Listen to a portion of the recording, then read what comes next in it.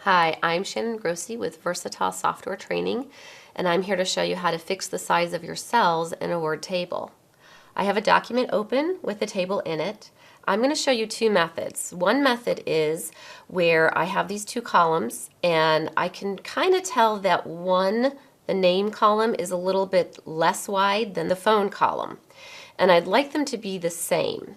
So first I'm going to just show you that. I'm going to select that name column, and in the Table Tools Layout tab on the far left, I can click on Properties, and I'm in the Cell tab, and I can see my width is about 2.5 inches.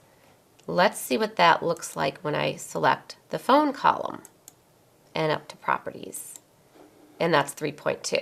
So I want to even them out, maybe about 2.75 for each of them. And I want them to be exactly the same. So now I'm going to select both of the columns by just clicking and dragging across them, back up to Properties, and I'm going to check the box where it says Preferred Width, and I could either use the arrows or I'm just going to type 7.5 in there and click OK. And as you can see, they've evened out a bit more.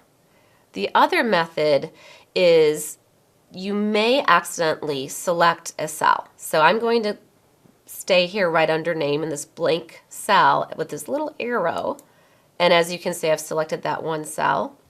And if I come to the border with this double arrow and I drag it, notice how just that one cell widens. You may want it to do that, but sometimes that's an accident. Sometimes what I might intend to do is I want the whole width of the column, like this example, to change. So if that's the case, I'm going to go back and select the cell and bring that line back over to match all the other ones. So either I can take the whole column and adjust the width of that, which was our first example, or I can take just the cell portion and adjust the size of the one cell. It kind of depends on what you need to do with your table. I'm Shannon Grossi, and that's how you can change the size of the cells in your tables.